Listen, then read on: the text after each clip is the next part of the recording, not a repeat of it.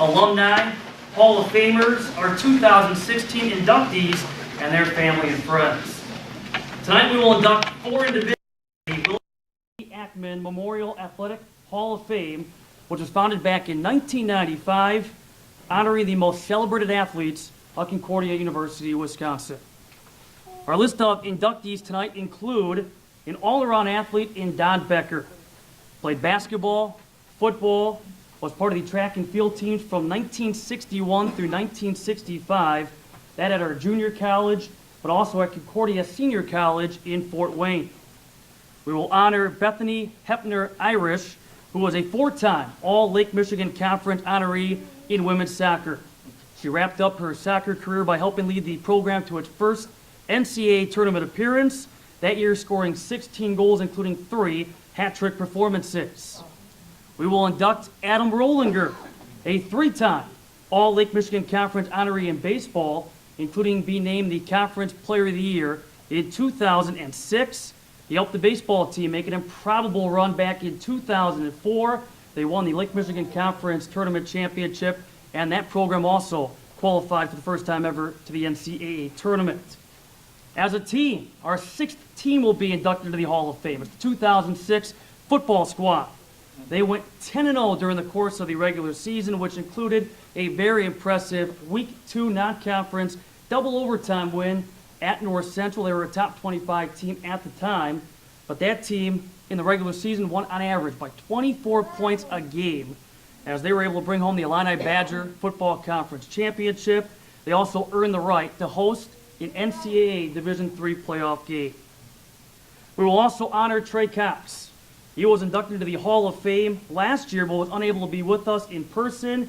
He is here with us here this evening, and we are excited to celebrate his great athletic accomplishments, which included playing 3 sports, as between 1982 and 86, he played baseball, basketball, and golf. But before we get to the induction ceremonies, I'd like to welcome up the president of our university, Reverend Dr. Patrick Ferry, who will lead us in prayer and also give us a university update.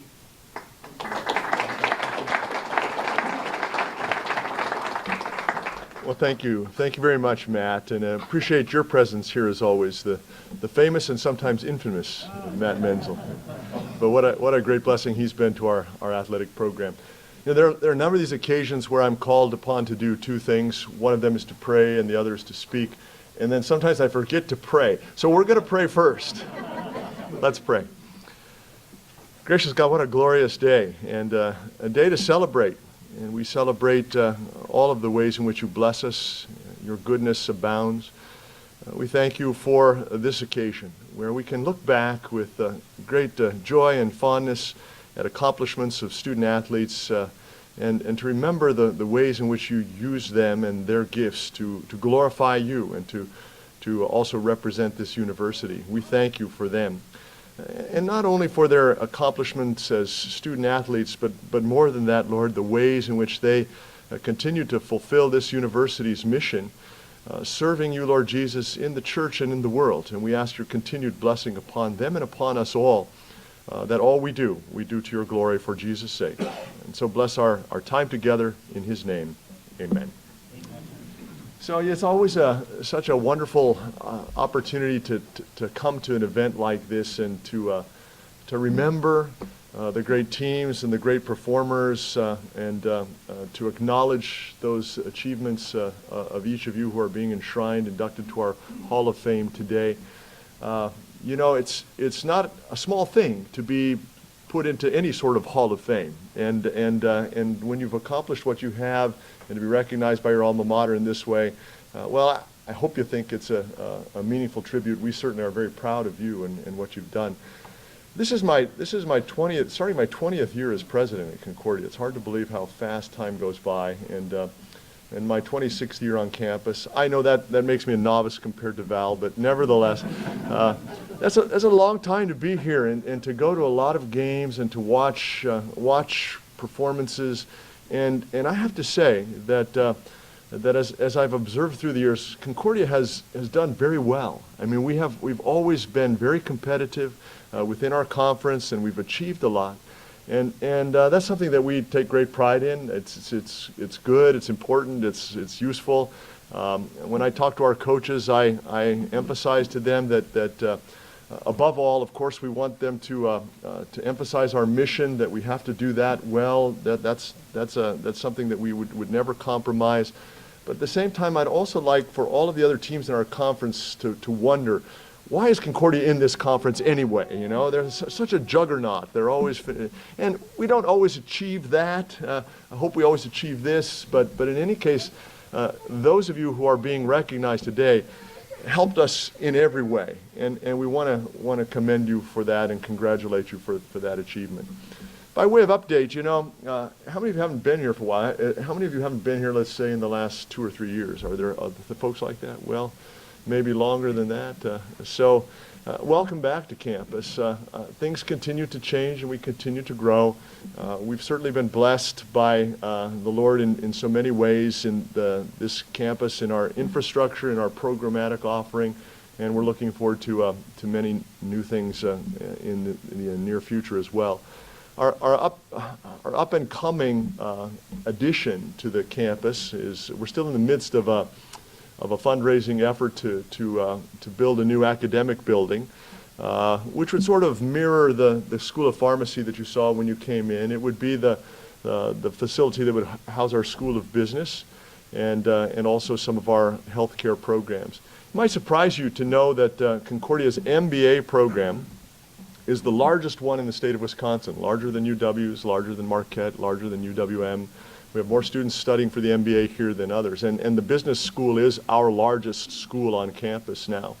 But placed alongside it, of course, our healthcare programs, our School of Education, the School of Arts and Sciences, and we're grateful for the ways in which Concordia has continued to grow.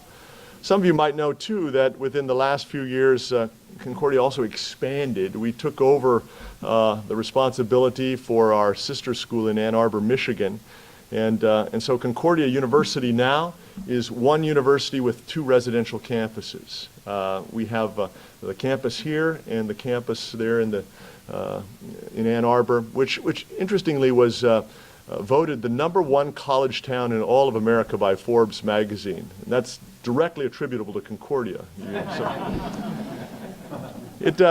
The relationship's, of course, a wonderful one. I think there are times when it's awkward for me when the 2 schools play each other. So if you've ever been a parent and have had to watch your children compete and maybe compete against a sibling, it's a little bit like that. We try not to emphasize the point that in nature, falcons consume cardinals, but that's true. There are times when it can become, well, I'll just give you one quick little example here. Last year at CIT, we were playing at the Ann Arbor campus, and it was the men's game. The men's games have all been really remarkably competitive. And we played, the CUW played the Concordia Ann Arbor team in the first round. And unfortunately for our CUW fans, we fell behind late in the game. Now this was after a very raucous back and forth between the home fans and our fans, lots of yelling back and forth. And then late in the game, when it appeared that Concordia Ann Arbor was going to pull away with the victory, the fans there began to shout, as you sometimes hear at games like that, "We can't hear you, we can't hear you." And as if on cue, the CUW fans responded, "We still own you. We still own you."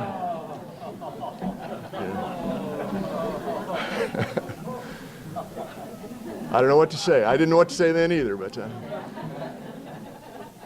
it's been a great blessing, and the ways in which the Lord is continuing to work in and through your alma mater continue to amaze me, and I'm grateful for the privilege of serving here in this place. I know you have to throw out the first pitch. We want to get you out there on time. Is Gabe speaking? I don't know.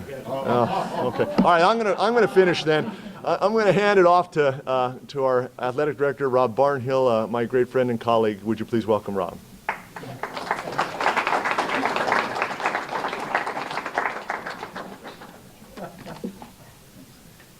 Good evening, or good afternoon. Welcome. For our alumni that are here, welcome back. This is one of my favorite times of the year, one of my favorite events. as we get together and we celebrate excellence and we recognize greatness. Those of you that are being inducted tonight were highly accomplished in your sport of choice, and you truly exemplify what it means to be Concordian. So on behalf of the 700 student athletes, our coaching staff, we acknowledge your presence here tonight, and we thank you for being here, and we're proud of you and look forward to your induction here later. Athletics has grown since most of you were here, both in depth and in breadth. When I took over, I think we had 5 full-time staff people, and we could meet in a small little room. Now we have to meet in here because we're up to 50. We had a couple of hundred, 250, 300 student athletes. We're close to 800 now. We've added 8 sports. This fall, we welcome 2 new teams, field hockey and triathlon for women. So we're excited about that. I know nothing about either one of them. I'm learning. They were painting the field the other day, and the maintenance guy says, hey, is this arc that goes from here to there, is it measured from the center line or from the corner? I don't know. I have no clue. You're going to have to call somebody else. But we're excited about that, so we look forward to seeing those kids on campus, and that'll be fun. As Pat said, we take great pride in being successful in athletics here. I ask my colleagues all the time, what is your definition on your campus of athletic success? And a lot of times I get some quizzical looks back because they haven't defined it. We're here, we have a definition.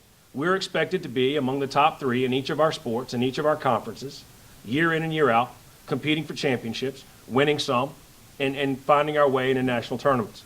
And by and large, we do a really good job of that. This past year, we won several championships, the regular season championships in men's and women's soccer. Women's tennis won the regular season championship and then qualified by winning the conference tournament to go to the national championships. Women's basketball is a regular season champ. Women's lacrosse won the regular season. We hosted the lacrosse tournament here, and they won the championship and were able to go to the nationals. That's back-to-back for them. We had 3 indoor athletes qualify for nationals in indoor track, and we had 2 qualify in outdoor track. And we had a female pole vaulter who was a 2-time All-American, both in indoor and outdoor. In men's lacrosse, men's tennis, women's indoor, and men's outdoor, we finished 2nd in our league. And then wrestling sent 2 wrestlers to nationals this year. So looking back on it, we had a successful year. We feel good about it. 2 years ago, I had to give a speech like this or a talk like this to the Board of Regents, and I put the list together, and I realized we had finished 2nd 12 times. Well, that's not a championship. That's still great. That means we were real close. So I think we're achieving the goals, the things that Pat's put out there for us, the bar that he wants us to hit. We're doing pretty good there. We're excited about the changes that we've made. If you haven't had a chance, those of you who haven't been out to Capco, our most recent addition is just beautiful. The renovation that we did to the football stadium with the parking structure is outstanding. We redid the track for those of you that were here back in the day and remember the disrepair that thing was in. We have new tennis courts across the street, and that's been a blessing for us as well. We've updated a lot of our facilities. Unfortunately, however, we've also outgrown a lot of them. With 700 kids in the program, the day we opened the weight room, it was obsolete. We have more attendance in our strength and conditioning programs now than we've ever had. We run 4 weekly sessions for strength and conditioning in the field house where there are 200 kids in each session. And it's fun to walk in and look because you've got cheerleaders and acro tumblers running alongside offensive tackles in the drills. And they're moving around in stations, and there's a lot of socializing that happens, but it's good. They're starting to meet other people, and they're working, and they're sweating, and they're having a good time, but they're fraternizing, and they recognize the hard work it takes to achieve the goals that we set out for them. I'm excited later tonight. Andy Locke from our advancement office and I are going to talk. He had a great meeting on Friday. We've been in conversations with a donor about the potential of finding the resources to build some type of indoor facility. How that will materialize is up in the air. It can be one of two things. But we did pin down the donor, or closer to it, last week, and he made a verbal commitment to us. And then we just had another really positive conversation Andy did on Friday. So hopefully in the next 6 to 8 weeks, we'll have something really positive to say about the future of that facility as well. We'd like to be able to take all of our field sports in the winter, January, February, March, and move them out somewhere else, to leave that as a basketball and wrestling venue. Get the baseball, the softball. It's funny, the lacrosse kids and the baseball kids are in there and the window gets broke. And nobody knows how it happens. And you ask the baseball guys, the lacrosse guy, you ask the men's lacrosse guys, the women's lacrosse people, you ask the women's lacrosse people, they have no clue. So it'll be good to get them out and give them something else to break. Move them over there so they can break their own stuff. But we're excited about the future. We're certainly acknowledging and are grateful for our past. You've all been a part of it. And I hope you take great pride and great pleasure in the success that we have, because you are every bit a part of it today. You may not walk the halls, but your DNA is all over it. Okay? Welcome back. Have a great afternoon, and we'll talk to you later. Thank you very much.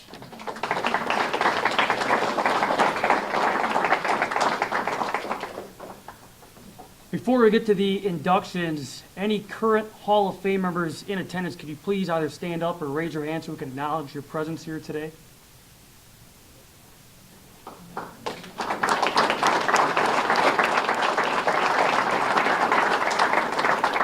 Welcome back and thanks for coming. And now it is time to induct the newest class of the Athletic Hall of Fame.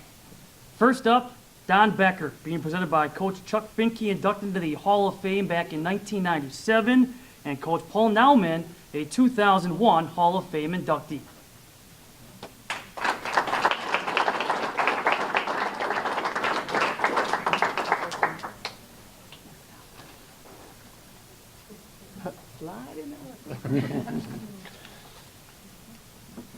In 1958, when I came to Concordia, the school they had two basketball teams. One was called Varsity 1 and one was called Varsity 2. Varsity 1 was made up of freshmen and sophomores in college and the seniors in high school.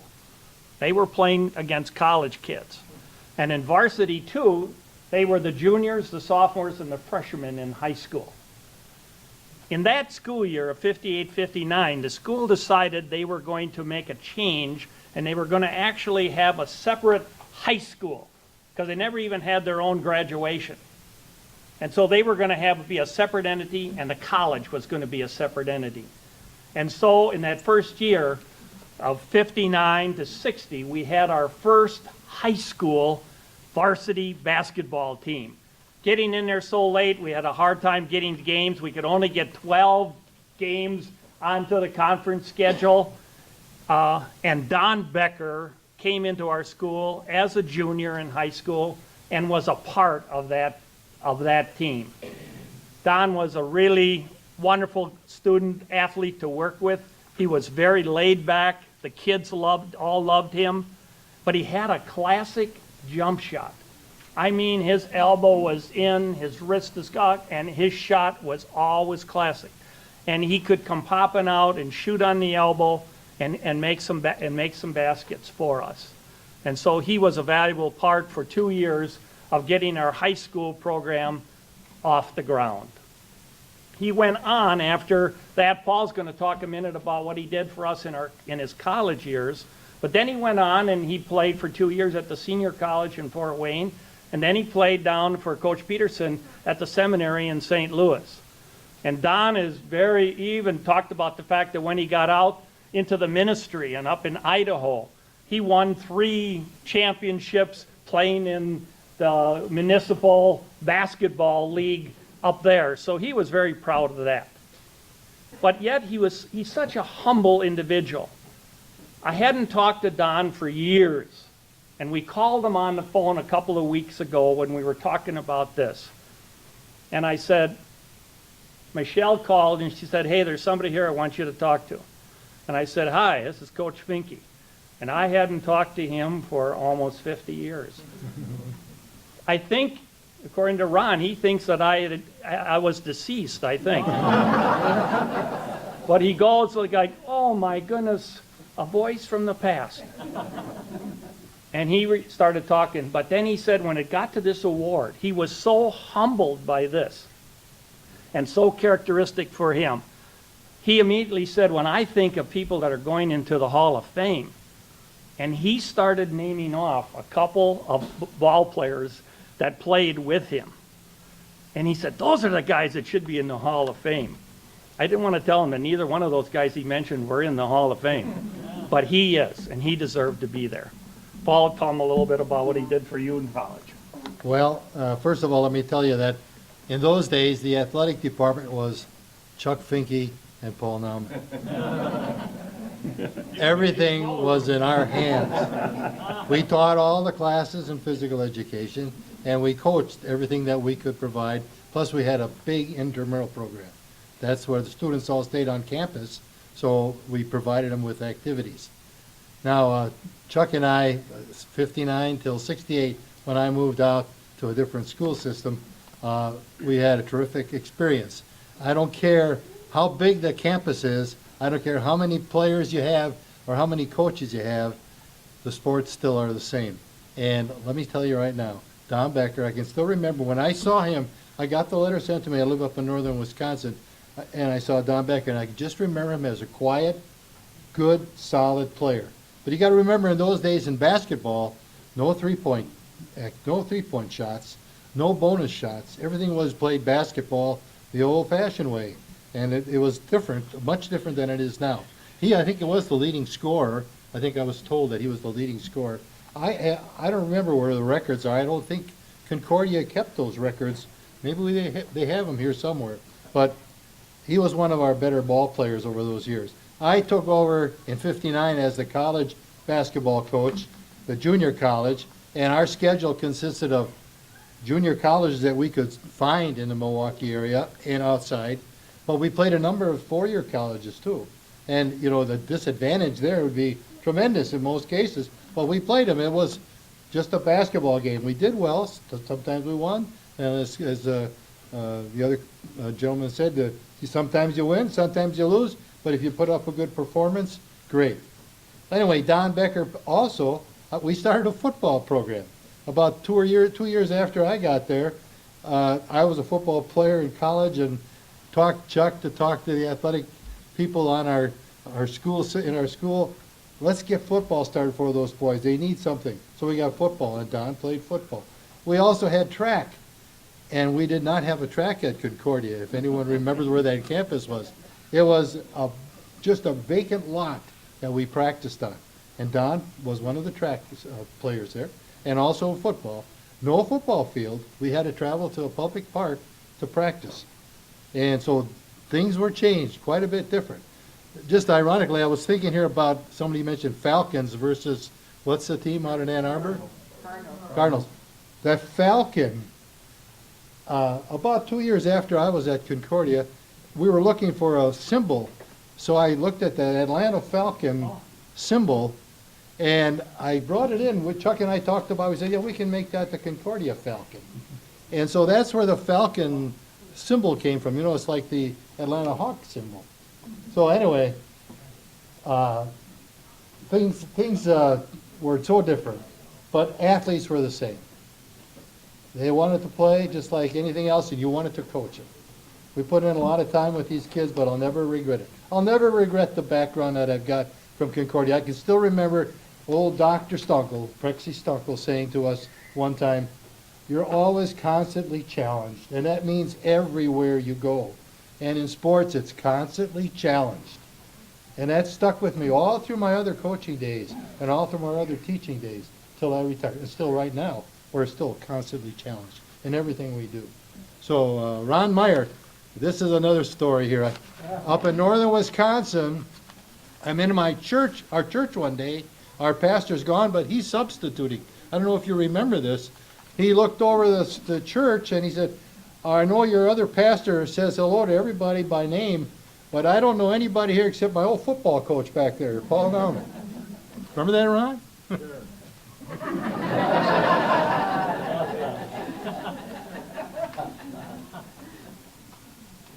So Don, this is what it says on Don's plaque. Donald Becker was one of Concordia's original all-around athletes in basketball, football, and track and field during his career. He garnered varsity letters in basketball his junior and senior years at Concordia High School, as well as during his freshman and sophomore years at Concordia Junior College. Becker played basketball at Concordia College High School from '59 to '61 before competing at our junior college from '61 to '63, leading the team as their captain. The talented athlete then played at Concordia Senior College in Fort Wayne from '63 to '65 as part of the starting five his junior and senior years. He continued at Concordia Seminary St. Louis in '65 to '69, leading his intramural basketball team to 2 championships. He later served as parish pastor at Zion Lutheran Church in Burley, Idaho, where he won 3 basketball league and tournament titles. And Becker also served the Lord at St. Paul Lutheran Church in Minden, Nebraska, from 1974 to 2014 before retiring. Inducted July 30, 2016. Thank you. So, Donald, on behalf of Donald, here you are.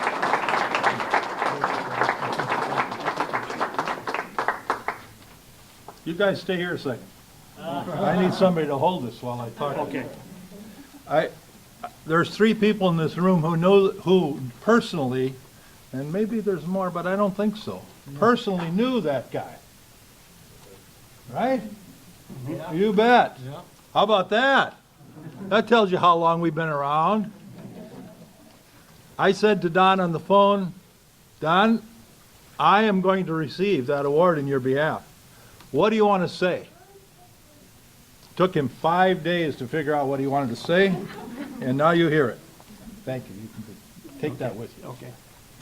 What a great, great surprise it was.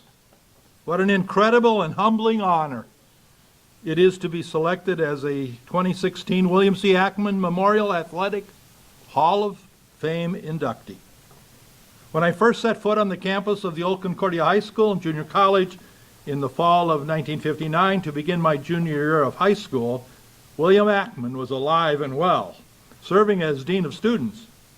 He got to know me as a tall, skinny kid, leaving behind a high school with over 3,000 students in the western suburbs of Chicago, in Franklin Park, and entering an all-male Concordia High School of about 400, and up until then, no high school varsity basketball teams. You heard that story. What a transition it was, Don says, from so big to so small, but true to my love for the game of basketball. While I knew I was stepping out in faith on the long road to becoming a Lutheran pastor, it wasn't long back in those days, 59, 63, that I was in the old Concordia Gymnasium. Actually, we called it Gymnasium. Practicing, playing buckets at every chance. I will always be grateful for the opportunities I had to be among a talented group of players coached by coaches Chuck Finke and Paul Nauman, who helped us take on all kinds of better teams and slowly improve ourselves from one year to the next. No big winning records or special awards to brag about, but a lot of good basketball. Practices and games. All were a great blessing in my life. For the better part of 10 years, I played varsity basketball for Concordia teams, and I remember them as teams that played together under good coaches. I extend my sincere apology for not being present in person to Dr. Robert Barnhill and Michelle Wagner, and all those who were involved in the selection process to nominate me for induction into the Hall of Fame. And my thanks to former classmate, teammate, and old friend Ron Meyer to accepting this honor on my behalf. In these years of my life, I have had to deal with a slow recovery from large B-cell non-Hodgkin's lymphoma. It arrived in 14, and while recovery is going well, it leaves me with back and leg issues that make it hard for me to travel long distances. If any of our 5 grandchildren, ages 13 to 18, ask me to show them how to shoot free throws that I could probably manage. But that's about it. No more dribbling, no more jump shots, no more boxing out. Thank you to all who are involved with and help support the William C. Ackman Memorial Athletic Hall of Fame, and glory be to God for the blessings He gives us to be blessings to others. Thank you.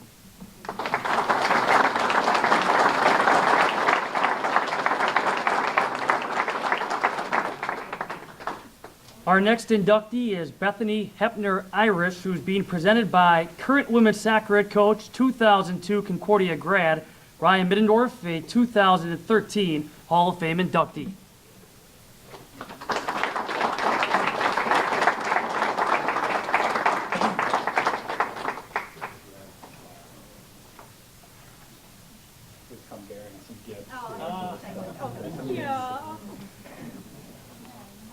Looking back on past experiences, it's always awesome to me and inspiring to me how God puts people in exactly the right place, at exactly the right time, surrounded by exactly the right people.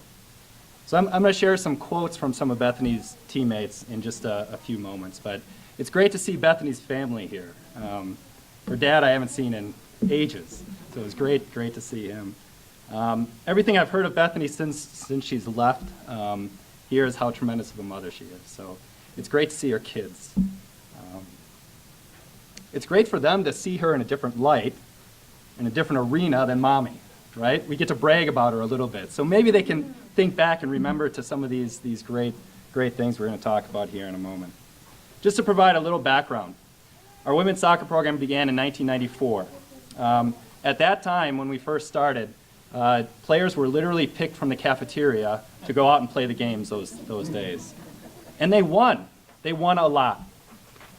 But in general, across the United States, women's soccer and girls' soccer began growing through the 90s and the early 2000s. It seemed every little girl was playing soccer, eating orange slices at halftime, eating popsicles afterwards, all that stuff that you hear about, and all the soccer moms were created at that time. Bethany was among that generation. She came to us in 2001 at a time when all of the other colleges were starting to catch up to us. Concordia was good, but they were starting to catch up. In Bethany's freshman year, they were 9-5. I had an opportunity to watch that team as I was just finishing up my career here with our men's team. So they were pretty solid, pretty good. Sophomore year, 2-17. Rough one. Everyone had surpassed Concordia, but Bethany remained.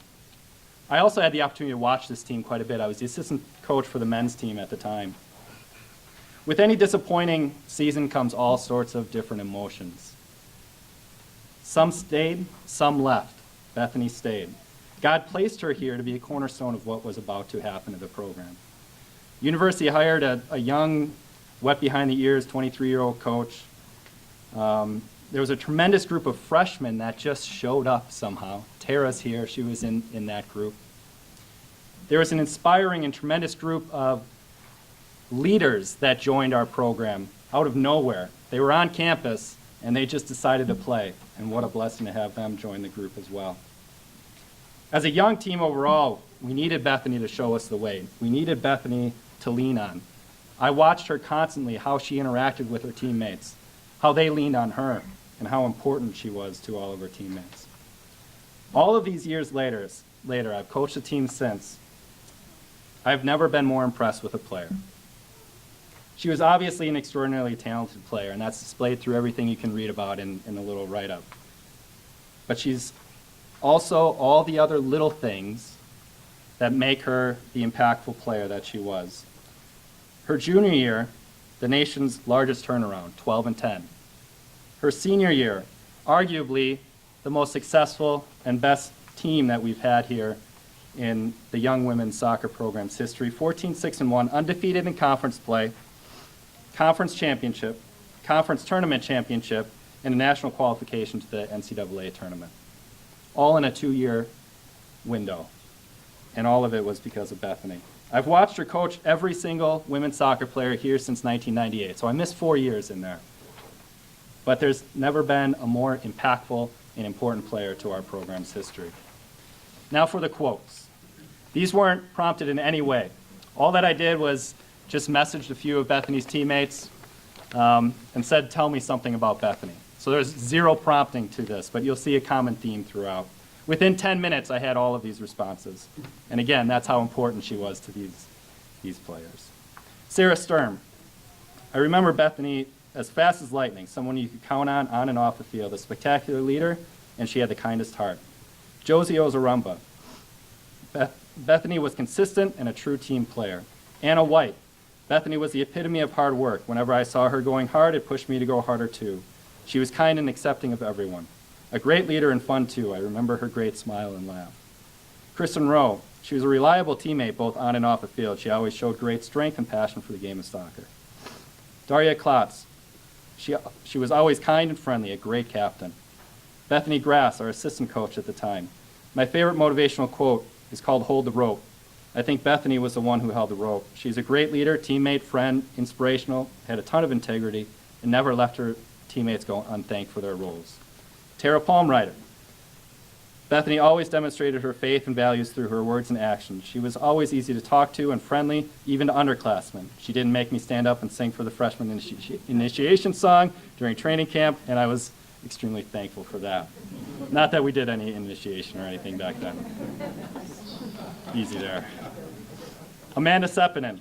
Looking back, Bethany turned out to be more than a prolific goal scorer and dependable team leader. She was a cornerstone of an entirely new soccer program. I suspect she was the first one to see our collective potential and to expect our team's vision to become reality. We were all better off because we had Bethany at our side. Missy Jacobs. She was the one that helped build the women's soccer program for the future. She not only spoke amazing words, but her actions also followed those words. She was an outstanding teammate, but even more an absolutely amazing person. She went from being a leader to an influential women's soccer player, to college graduate, to awesome mom. She is one to be proud of. So with all of that, I'll open the podium up here for Bethany, our most impactful, most influential women's soccer player in our program's history.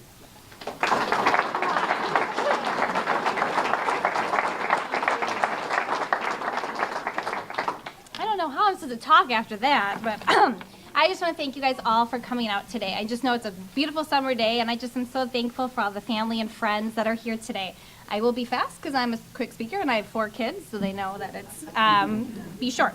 I want to thank the alumni office and athletic office for putting this all together. I know it's a lot of work, a lot of phone calls, a lot of emails, and people that don't respond, so thank you very much for being there. I'm just super, super humbled and very shocked and that I would be even considered for this award because I don't think I deserve it. All these teammates I've had have just been wonderful. Oh gosh, I want to cry. I also think I got nominated because I just paid off my student loans. So I'm pretty sure that could be why I did that. I want to thank Concordia for not only giving me a great education, I got to play soccer for 4 years. I just love soccer. I just love the game. So I am so thankful that I got to play. Also for building my faith. That's more important than any of the athletics and our education is just building my faith, and that's the cornerstone. So thank you. I want to thank Ryan. Ryan is wonderful, and he's just an awesome coach. He was hired my junior year, and as he said, our sophomore year, we only won 2 games. And that's kind of hard to only win 2 games, and you lose 17 after winning stuff. So our morale was kind of low. But he quickly turned the team around. And we were, again, right away to nationals, and we just did so good my senior year.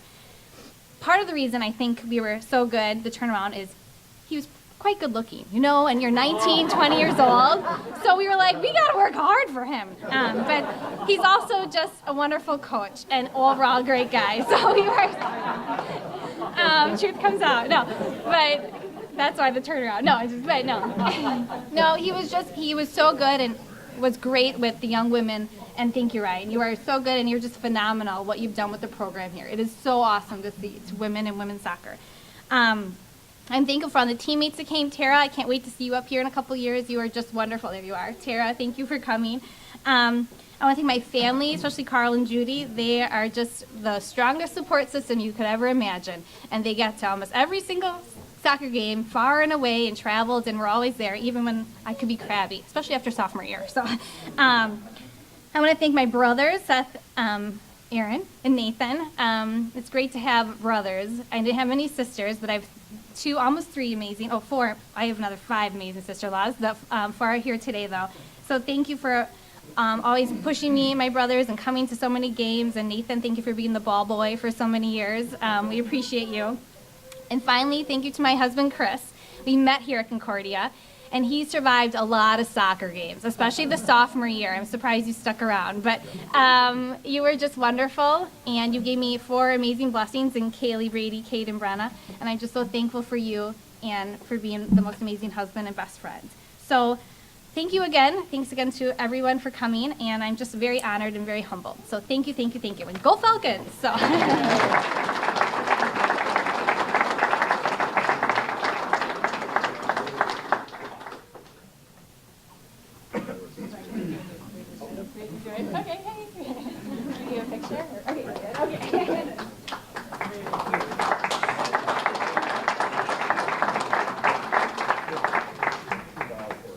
Our next inductee is Adam Rohlinger, being presented by Dr. Val Kuiper, who for the last 33 seasons has been associated with the baseball program, including 30 years as the head coach.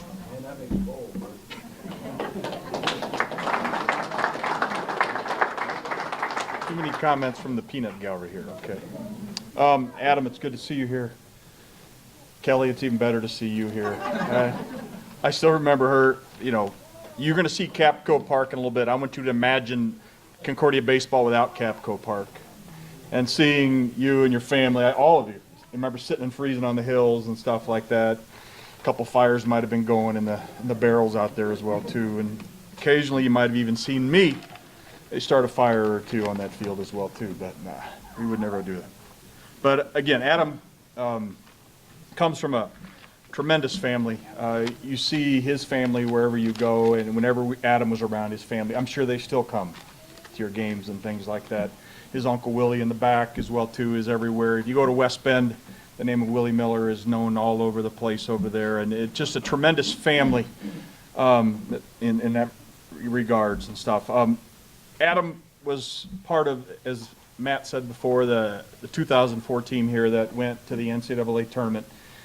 Overcame quite a few challenges in that season as well too, but as you talk about and think about Adam, you don't think about somebody who was rah-rah at all. Heck, the speech you're going to hear in a few minutes will be the most words he's probably ever spoken, you know, in his entire life. Because he's one of those quiet people, and he doesn't say a whole lot, and he's going to be extremely uncomfortable up here. I guarantee it. Unless you stopped at the Highland House before. Which he probably did, yeah, okay. But he's part of that team, and I guess when I can say he was probably one of the best teammates anybody could ever have. He was always there, he was always working, he's always competitive, one of the most competitive people that you know, and did it quietly. And those are the kind of people that you don't notice a whole lot, but they're probably the most important part and the most important glue that a team could ever have. And it's for those kinds of things that I think that without Adam, we wouldn't have accomplished any of the things that we accomplished that year and the years around when he was here. As we said before, as Matt said, he was the Lake Michigan Conference Player of the Year in 2006 and Rookie of the Year in 2003. His pathway here probably should have started in 2002, but that first year he came on campus, and within, what, about a month? You were messing around in the dorm, you tore your ACL, right? Remember that? Huh? Yeah, something like that. Something like that, yeah. And he sat out his whole first year here, didn't play. It was very struggling, you know. I'm sure he wondered whether or not he was going to stay or whatever else, you know, but he stuck it out, and he stuck it out, and he stuck it out. I'm convinced that Adam, if he would have had, he's had 3 or 4 ACL surgeries in his time as an athlete here, and he stuck it out, played through those things, and I am convinced that if he wouldn't have had those things, he would have gone into bigger and better things, not only in this state, but outside of Concordia as well, too. His stats just, you know, he still shows up in the all-time stats leaderboard, and I've 7 or 8 or 9 different categories as well, too. What can I say about Adam? But he is the kind of person, the kind of, the people, the person that Hall of Fames were made for. And I am extremely proud. In fact, I think the late Rick Reel gave me this at some point, maybe even have it at home, but you get to take it home with you today. But just to show his, the sweet left-handed swing that Adam had. But I'll let you take this one home as well, too. But you might remember, you don't remember that swing or not, but home run. Yeah, a home run, yeah. I think it was a pop-up to the pitcher is what I think it was, so more than likely. But Adam, it's with great pride, you know, that I present you and acknowledge your induction here to the Concordia University Hall of Fame. Congratulations.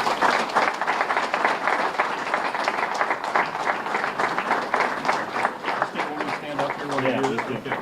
In case I need to bail you out here on this speech, okay? Yeah, thanks, Coach Kuiper. You also are a beautiful man too. So you missed your mustache, but I really didn't recognize you at first. But I'm not sure where that went. But I just want to thank for everyone for coming. I want to congratulate everyone else: Bethany, Trey, Donald, and the football team. So it's an honor to be up here and be inducted with you guys today. I also want to thank the Hall of Fame committee. For voting me in.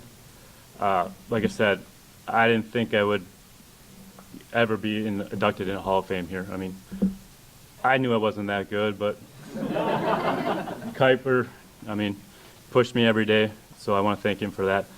I also want to thank a couple other people. I got two other coaches here that coached me. Doug Gonering, he was my high school coach for 4 years, and also 2 years here at Concordia. Doug was one of the best coaches I ever had. He taught me how to play the game the right way, made it simple, easy, and I want to thank him again for everything. He picked up his 400th win about a month ago, I think now, in his high school career. So, that's a great accomplishment, Doug. Also, I want to thank Willie Miller. He's actually my uncle. So. He coached me 1 year at Concordia here, my senior year. So I want to thank him. But it actually started when I could pick up a ball. He was teaching me then. Pitching, hitting.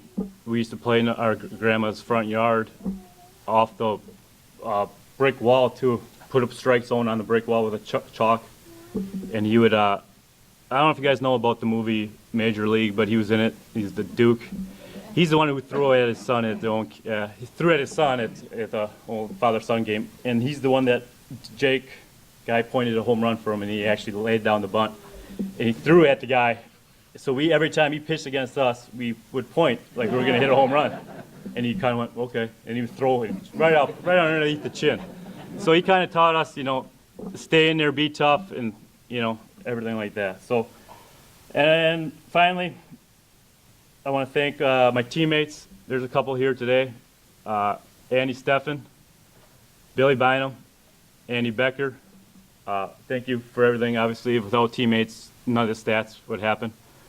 I also want to give a special thanks to Billy. He's been nominating me for the last 10 years now, so thanks, Bill. Also, and then my family and friends. I have a current teammate, Casey Crone, here. Bart and Rita, thank you for all the things that you do for me now. I manage a team now, and I still play baseball I'm not sure why, but with my knees like this. But I still play, and I kind of manage the team. So my family here, I got my brother Ryan, brother Matt, sister Bree, my aunt and uncle. They're all here, and especially my mom. Mom and sister still come to every game that I play. And they came, like Coach Kuiper said, they came to up on the hill, sit in freezing rain, snow. We were still playing, even with the gasoline on the field too. So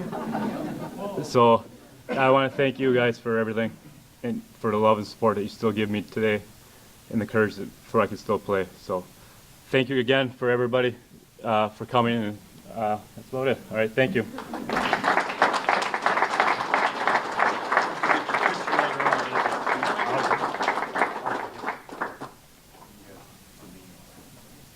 Just smile.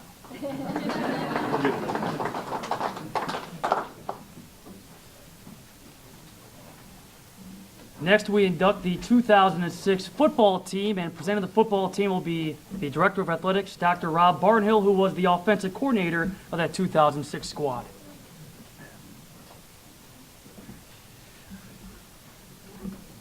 My job is to introduce the leader of that squad, and I'll get to that in a second. But it's good to look out and see alumni, former players, friends, family. My dad, who got me started in football, is here. He came up from North Carolina. My little brother's here from Arkansas. So that's good to have them here with us today. In preparation for this event, I went back and watched the 2006 highlight video. And it brought back a lot of memories. There were some really, really, really good football players on that team. There's some ball-playing Jimmies now.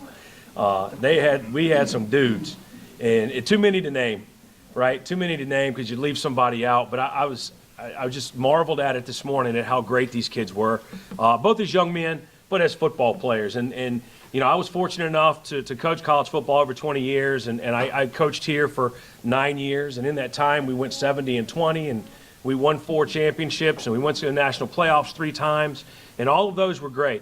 But the 2006 team was really, really special to go undefeated. To have a winning season is difficult. To win a conference championship is extraordinarily tough. But to go undefeated and do it is almost unheard of. And you know, that was a testament to the great kids we had and the support staff that we had. And I look forward to sharing time with those cats here later tonight. But you know, it started with a win here against Simpson College. And, you know, we're supposed to be this vaulted rushing attack, and we threw 4 touchdown passes and beat them through the air. And then we went to North Central and played them at night in front of like 5,000 people. Their place was packed, and it was a double overtime win. As the story gets better every time, it's triple overtime next year. But it was double overtime, and that was a lot of fun. You watch the highlight video, we had an offensive lineman whose brother was a defensive lineman, Big Fat Fred and Big Fat John. And at the end of the thing, you see when we scored a touchdown, the thing was so open that the kid put his finger up and started high-stepping at the 20, and nobody touched him. Well, Big Fat John's jumping up and down, testing the tensile strength of that uniform with all of his body mass moving inside of it. Just like, you know, kids playing the game, but it was fun. That was a great win. We beat Lakeland College and won the Cheese Bowl in the rain. That was a huge one. That was a big week for me.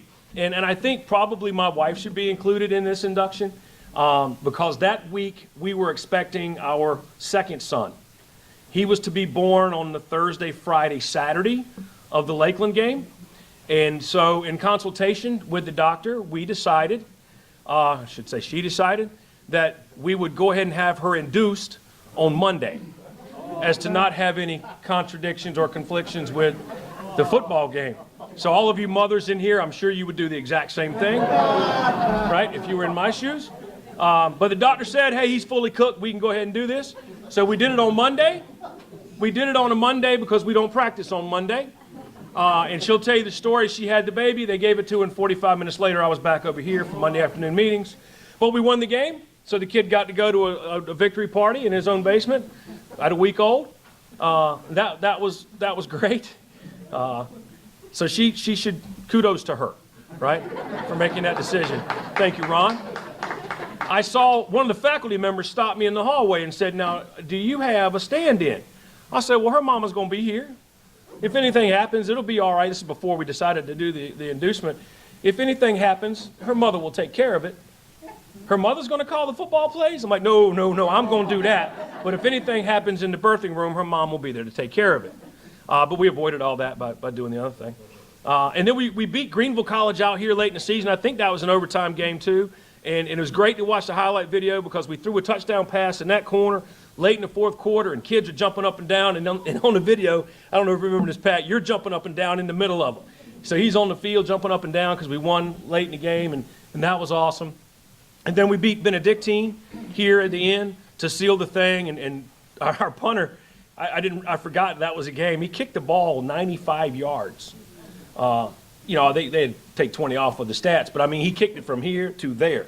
That's unheard of. So Booming System was here. I'm glad to see him here. That was an awesome thing. So it was a great year. We had a lot of fun, and you're going to hear more stories like that. So let me bring up now the head football coach and leader of that team, Hall of Fame Coach Jeff Gabrielson.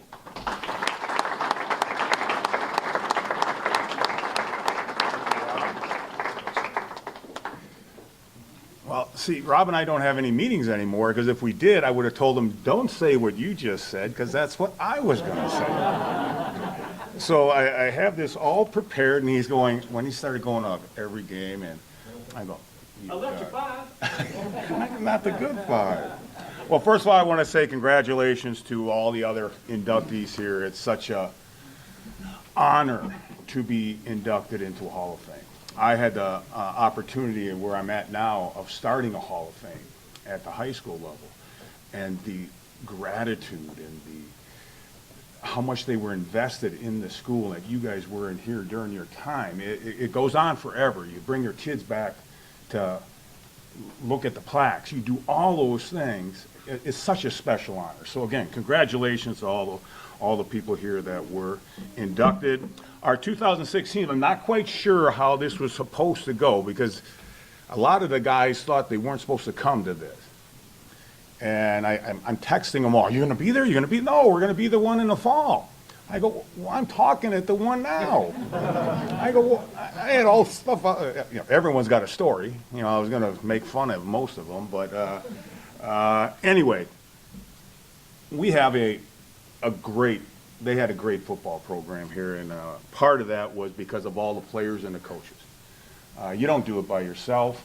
You do it as a team. Football is probably the ultimate team sport, where you have basically an offensive unit, you have a defensive unit, you have special teams unit. You have probably 35 to 40 kids that impact the game, whether you're going to be successful or not. Where in basketball, you might have 1 or 2 or 3 on the court. Football, it has to be a team effort. So we had many great teams here at Concordia. I coached here for 25 years. Our 83 team, when I first started here, is already in the Hall of Fame.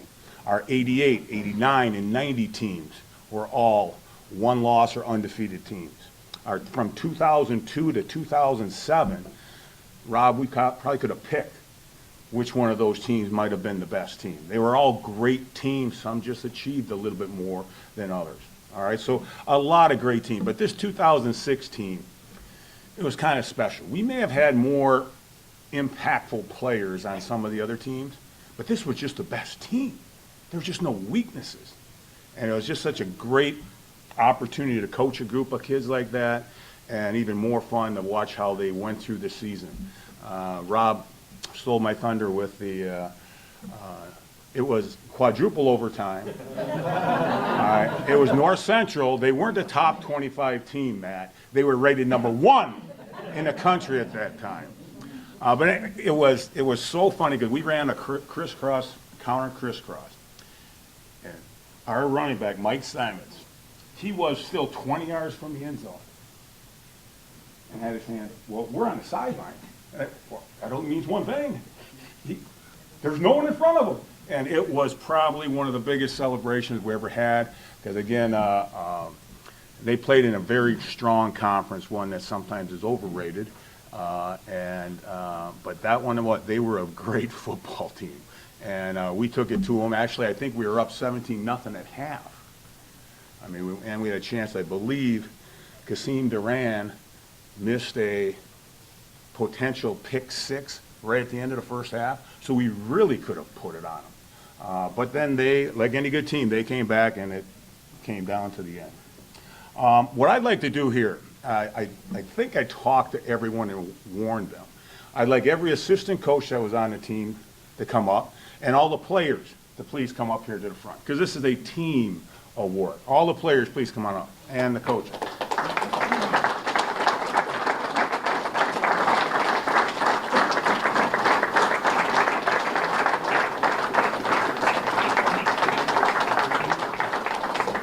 Okay, now, since Coach Barnhill took all my comments, I'm going to ask every one of you, because football isn't all about wins and losses. Football is about experiences. Most of my memories from all the years I played and coached had to do with relationships, had to do with things that you did with your teammates. And a lot of them were on the football field, a lot of them were in the locker room, a lot of them were in the bus, a lot of them were in the dorms or resident halls. All right, but it is so neat to hear what their experience. So I'm going to ask you all very briefly to give one of your special memories of that 2006 season. Why don't we start here with Justin? You can stand in there. We don't have to all come up. Oh, I didn't mean to steal your thunder. No, Michelle's on a tight schedule. Oh, okay. All right.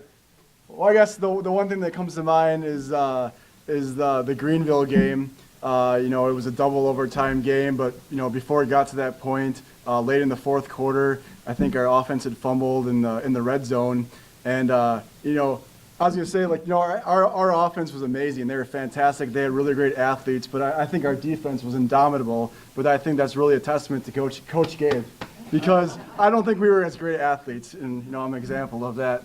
And but he just had us extremely well prepared. And as an example, in this game, we knew that this guy's last name was Brown. We knew every time they came out in this formation in the end zone, they're going to throw a fade to him. So sure enough, we turned the ball over, and on the first or second down, they went ahead and they went in this formation, and I started yelling out. I played free safety.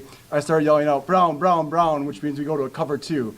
And as soon as the ball was snapped, I went straight back into the corner of the end zone, and the quarterback threw the ball right to me and intercepted in the end zone. And so that was great. You know, so. All right, that was one of the reasons why we were undefeated. Our punter system, Tommy Roberts. My favorite one wasn't regarding me at all. It was during the Lakeland game. I think we had a blocked extra point, a blocked field goal, and one of our D linemen, Adam Klosky, went 98 yards back for a touchdown. It was the slowest 98 yards. There was a couple guys running next to him saying, "Give me the ball, give me the ball," and he just kept chugging along. So that defense was excellent. It was probably the best team I was ever a part of. So thank you all. Thank you, Tommy. Ben? I hear a lot of talk about the double overtime win at North Central, but what Rob didn't say was that Mike Steinmetz had his hand in the air 20 yards before the end zone. But before we even snapped the ball, Barnell says, "Game's over. This play's going to win the game." So he was calling it before we even snapped the ball. So credit to his play calling. Patrick? I would have to say, before we played our first game, my biggest thing was I knew we were going to have a good team because training camp. I remember Jay Lou, quarterback Jay Lou, coming to me, and I saw every day after practice it was somebody quitting, and I'm looking like, what's going on? Like, I ain't know so many guys quit. And it was competitive. So Jay Lou said, just make it through training camp, everything gonna be all right. And sure enough, we went from training camp. After training camp, we had the what you call the breakfast club, 6 a.m. Yeah. Breakfast with the nasty gravy. And at first it was good, and then next thing you know, we don't want to eat that no more. And stuff. But I just think the combination of the guys that we had recruited from Florida, from here, we just had an overall great team. Overall great team. It was just a great year. Now, if you have video cameras, you'd want to turn them on right now. Because our next person here, I don't know if he can speak. Because he didn't say a word his entire college career. So this is going to be, go ahead, another man.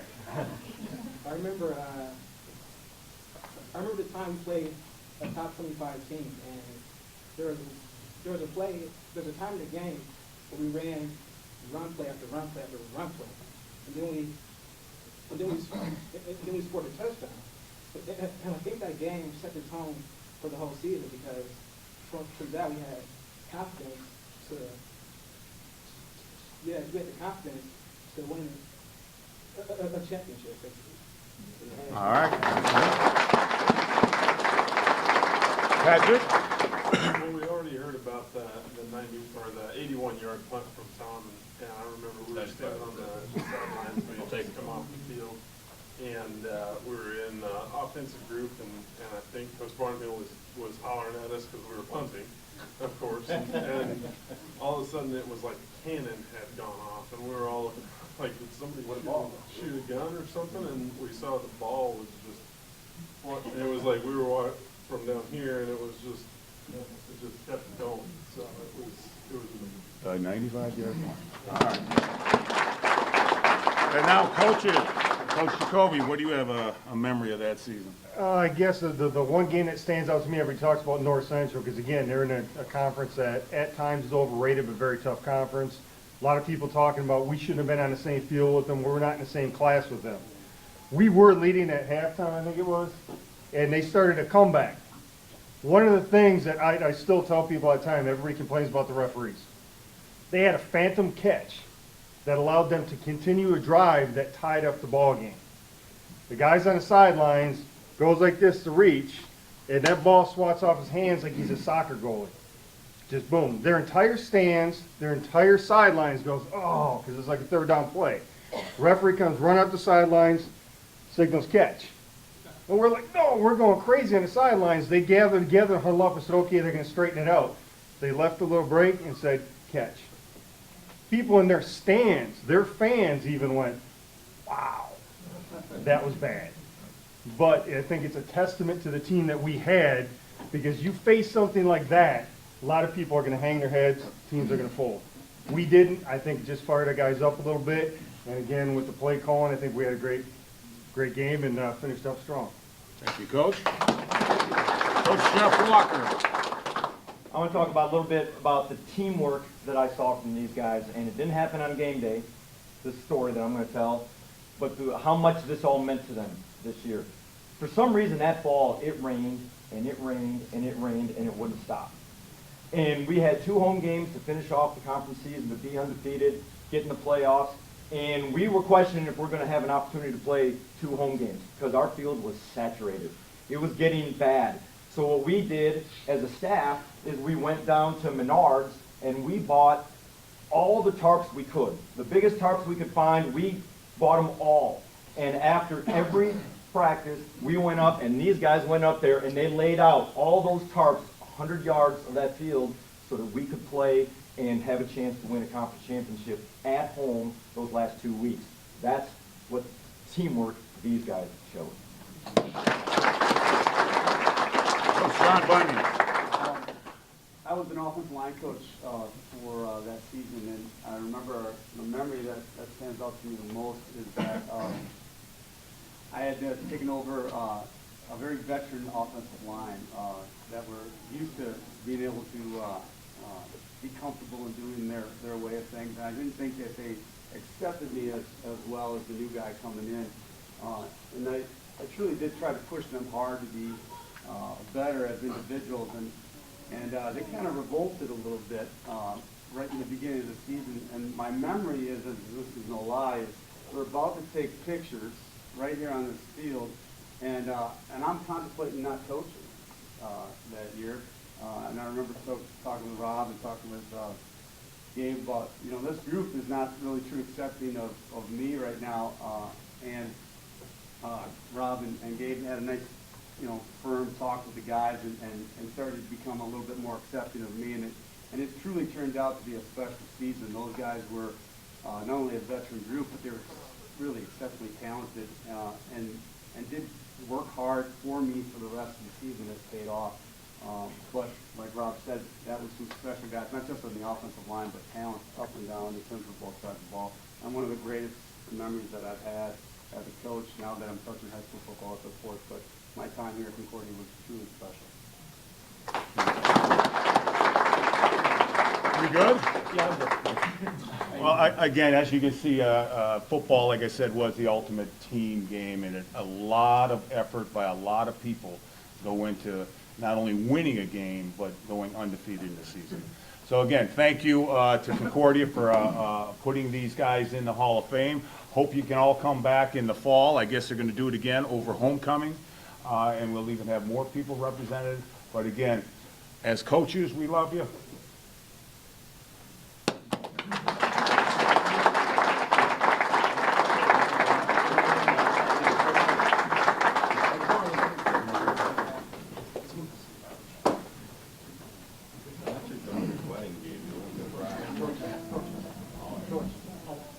A couple other quick notes about that 2006 team. Head coach Jeff Gabrielson inducted into the Hall of Fame in 2013. And a couple of players from that team have individually been inducted into the Hall of Fame. You had John Collier, he was inducted in 2014, and Wilbur Allen, who was inducted in 2015. And as Coach Gabe alluded to, there's going to be a formal induction for the football team, part of the homecoming festivities on November the 5th. So again, we invite everybody back that first week of November for all the homecoming festivities. We now induct officially from the class of 2015, Trey Cox, being presented by Dr. Val Kuiper.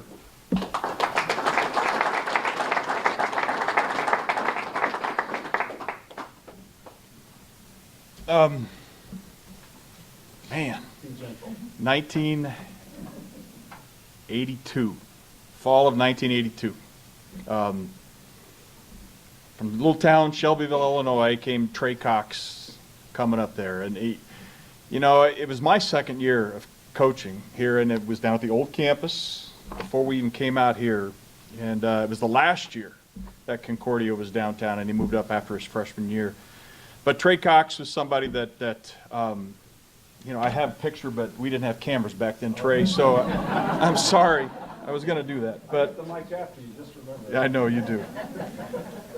But it's to be up front, to be part of inducting your cousin, you know, into the Hall of Fame is a very special time for me when it comes to family. I know athletes, we're all family. You know, teams are family, but especially here this evening, it's very special to me. Trey was a three-sport athlete here at Concordia, and came here in '82, played baseball, played basketball for, was it Neil Lohmeyer was the basketball coach way back when, and then after we came out here, Coach Rasmussen, you played for him for 3 years as well too. But one of the little-known facts about Trey is when he came here in '82, we didn't have a golf team here, and that's all Trey did. Trey, if you knew my Uncle Frank, Trey, they played golf all the time. And then he comes up here, no golf team. So first year, no golf team. Second year, no golf team. And Trey's younger brother, Todd, was even a bigger golfer than Trey. And so my Uncle Frank, in his true negotiating style, he come up here and he told our John Book, if you don't start a golf team, my son's not coming to school here. So in our John Book style, what did he do, Andy? We had 2 guys on a golf team. We started, yeah, that's exactly right. That next fall, we started a golf team. And so Trey's brother Todd and Trey were part of the first founding members of the golf team here, you know, and stuff like that. We probably known Rob. It would have happened eventually, but it started a little sooner than we were probably prepared to do. But if not for the Cox family, we wouldn't have a golf team as long as we had. So, another thing about Trey too that it speaks to who he is as a man and as his character is that he came here as a basketball player, started his freshman year on one of the worst basketball teams probably we'd ever have. I know they were recruiting players after fall break, after Christmas, out of the dorms and out of the cafeteria because probably a few didn't make their grades. Chuck, you remember some of those teams and stuff, I'm sure, way back when. And he really was trying to make the decision whether or not to play basketball or come back to Concordia his sophomore year. But then we made the move out here to Mequon. And that's when he decided, and his dad decided for him too, but you're not quitting. And then he became part of a basketball program that really set the tone, you know, for what was to come as well too. Was a captain for 2 of the 3 years, at least 2 of the, maybe all 3 years. It started as a freshman year. He became the 6th man. And it speaks to his character, who he was, because Coach Rass said, you're not doing that. You know, that this is who you are. You help our team more by coming off the bench. And Trey in his selfless way. And if you know Trey, that's exactly who he is. You know, he made that sacrifice for his teammates, and it made his team better. Trey still shows up in some of the record books here. He still, you know, after, 35 years, Trey. All right. Still shows up in some of the record books for baseball here as well, too. And as it says in the program, too, and I'm just going to keep this short, he's a man who doesn't necessarily lead by his words. You know, what is it with baseball players? They don't talk a whole lot. And he didn't talk a whole lot either as well. But he led by example. And to this day, in what he does, both with his family, in fact, his son Seth will be a freshman here next fall. is coming maybe to play golf, we'll see, but he's going to play. Baseball's always first, just remember that. But he leads, and his family leads in that way as well too, and it's important to him. But if you Google Trey and you find things that he does with his blogs or his comments, he is a man of God, and this is the kind of man that Concordia's Hall of Fame is also made for. Trey, congratulations.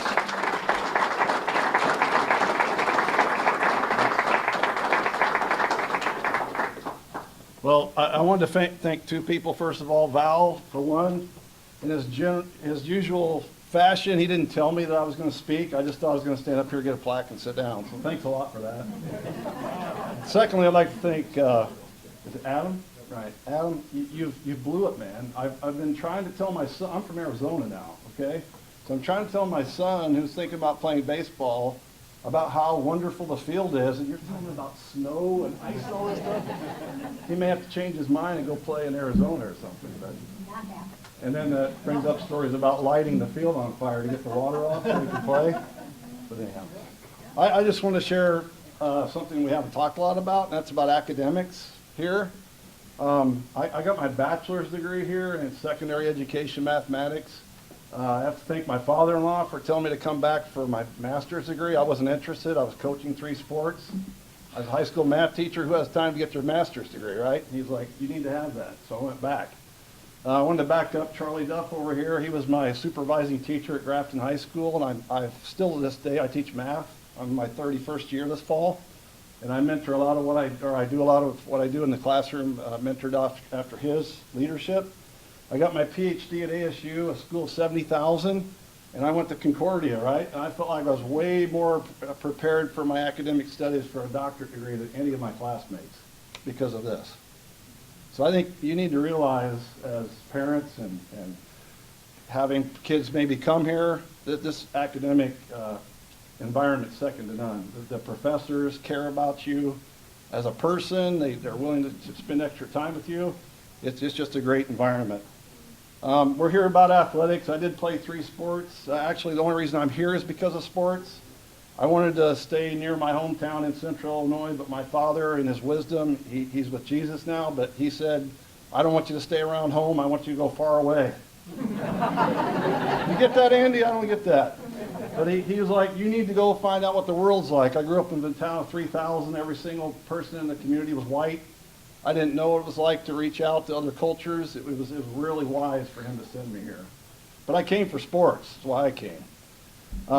So I played 3 sports. I realize now, looking back at that time in my life, it was all about me, about what I was going to do. I didn't care about other people that much. It was about me.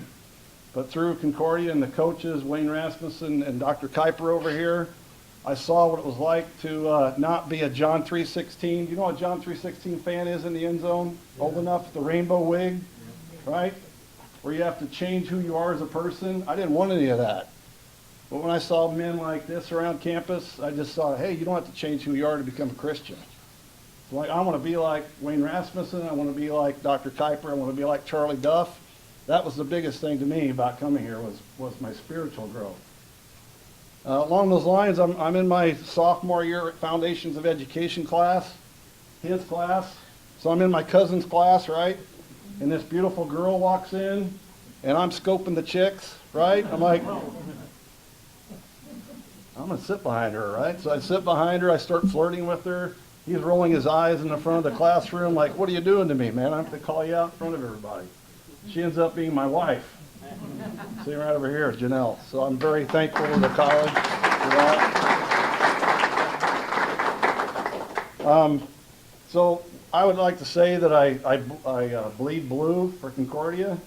I kind of failed the university here because my oldest son went to Concordia, but he went to Irvine. Let's hear a boo. Yeah. Then my middle son went to Concordia, Austin, Texas. Boo, right? But I think I got it finally right because my youngest son over here is a freshman this fall at Concordia, Wisconsin. So finally worked out. But I just love this place. It's wonderful about the athletics. I have become a changed person because of that. But the spiritual aspect and the professors that are here, I tell all the people at my church, I lead the men's ministry at Christ Greenfield in Phoenix, and we have over 100 men that meet. I'm just a volunteer, but I just want them to speed up the process of what took me so long to figure out, and that is you don't have to change yourself to become a Christian. You just need to do what God's called you to be. And I learned that here. So thank you very much.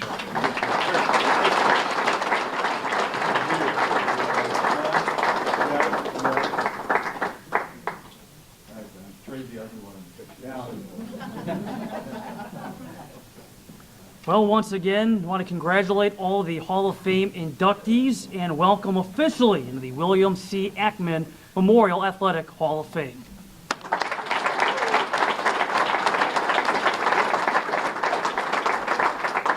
We're going to wrap up our event by bringing up Chris Best, currently a Hall of Fame member, part of the Hall of Fame committee, and the Alumni Association Council member. Good afternoon. Congrats. Adam, Trey, 2006 football team, Bethany. You did a really nice job of keeping it together compared to me a few years ago. And Ron Viadon. A year ago, several of us embarked on forming an alumni council. And Trey, you emulate what we're trying to achieve. We are embarking on trying to connect people to this institution at a deeper level. We have talents that are out there, and we're seeking to get us connected deeper to our faculty, to our students and fellow alumni. Whether you're here in Milwaukee or whether you're abroad, in California, Carolinas, or wherever you may be. This week we formalized an alumni council executive board, and we are seeking people that want to give back their talents. They're CUW proud. You may be naturally connected to your coach. You may be naturally connected to your academics. You may be naturally connected to your roommates or your fellow teammates. But do we all know each other? And are we connected, and are we giving our talents back? For me personally, I am very CUW proud, and I'm in the business community. I graduated with a CPA, a accounting degree, and got my CPA. Second to none education when I graduated from here in 1993. I seek out where are there other Concordia alums, and I stumble on them. We hope to change that. So we're helping each other and we're connected. So if you have any interest in being part of an alumni council, Pastor Roush is on the board with us, and Michelle is here to be our facilitator on campus. But if you have any interest, please seek me out, or Randy out, or Michelle out. We're looking for proud CUW alumni to connect at a deeper level to our students, to the faculty, and to fellow alum that are around the area. Thank you.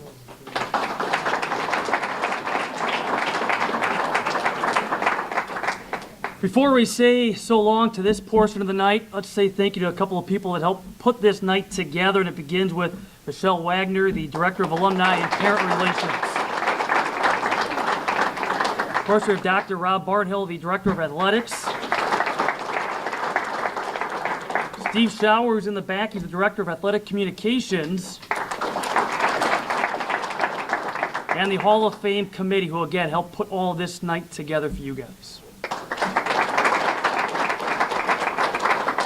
For those of you planning to head over to Capco Park with us for the Chinooks game, a quick reminder, you must have a ticket for the game, and there are some extra tickets that are still for sale. You can see Michelle for more information or stop by at the Will Call box office to take care of that. There is a fireworks show after the game as well. So note that the game has been moved up about 5 minutes because length of games have been going a little bit longer lately, and not to disturb the neighbors, we got to get this thing moving a little bit. And so they have moved the game up by about 5 minutes. And so do note for the Hall of Fame inductees, they're going to be throwing out the first pitch. You need to be on the first base side, get things ready to go around 6:10, 6:15. So you have a little bit of time for that. But we'd also like to have all of the inductees and presenters, family members that want to take some photos up here as well in just a few minutes to take some photos and before you head over to Capco Park. With that said, thanks once again for everybody and for coming, and enjoy the rest of your night.